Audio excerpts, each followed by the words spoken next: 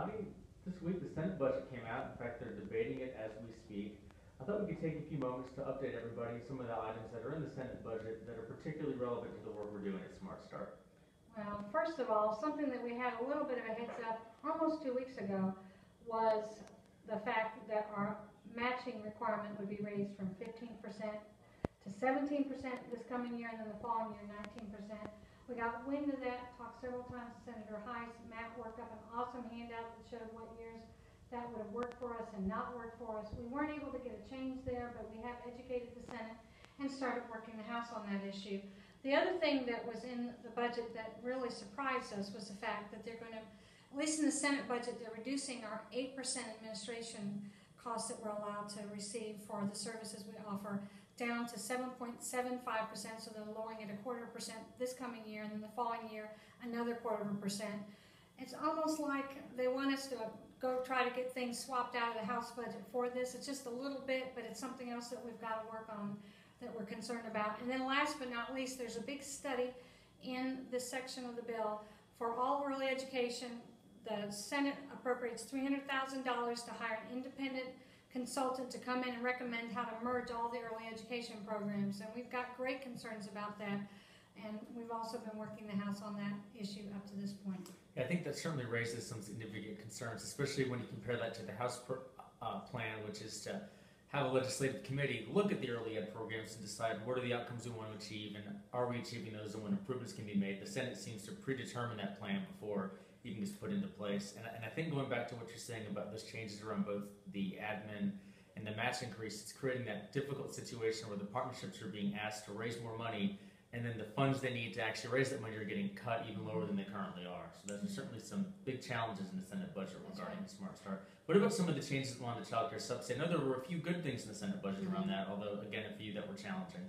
I know a lot of our partnerships have probably heard complaints from the child care facilities and probably even some parents about the changes that went into effect last year. The Senate budget only has one change for us, and right now that's on the grandparent issue where you have the household income. For the older children over 6 years old, it's still 133% of poverty, and we still have the copay issue that we're dealing with. We're hoping that between the House and the Senate we can get some additional changes to the subsidy issue there. I know there's some stuff you want to mention. The other good things in the Senate budget, and Senator Heiss has talked about this commitment to serving younger children, and they do a rate increase for infant and toddler slots and for subsidy in Tier 1 and 2 counties. So they're really trying to increase the quality of infant and toddler care in rural counties. It's certainly a great step forward. We appreciate that he is acknowledging the value of infant and toddler care, although where that's a great thing, and certainly getting the piece around the grandparents is a great thing. The House budget was certainly a little more favorable, and then it had the other two pieces that we were asking for. So hopefully we can get that negotiated out as we go through the conference process. In talking about the House budget, the House and Senate are always fighting, and this year on the House budget, the Senate's basically accused the House members of being drunken sailors and spending money wherever they could so they could negotiate out with the Senate. Senate's coming back with a budget that's only a 2% increase, and then they have a lot of budget provisions that are policy-oriented for negotiation. And of course, we're one of them. In fact, we're probably one of the least controversial ones, which will make grassroots even more important for us. So now we have the House budget spending a lot of money, the Senate budget with a lot of policy in it.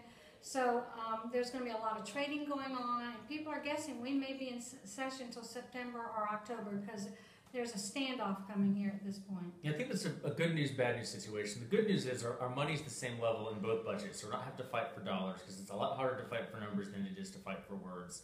And the other good news is that the changes that were made were small, but the challenges that are significant and they're nuanced. So we're going to have to do a good job educating folks because when they look at the difference between the House and the Senate budget, there's so many differences from the different take on how to do Medicaid reform to tax reform to even items such as defunding the Community Care of North Carolina group. There's a lot of big ticket items that are different, and we need to make sure that our what appear to be smaller items don't lose attention in the bigger negotiations. And what our local partnerships are just amazing at is getting up with their legislators and producing grassroots communication.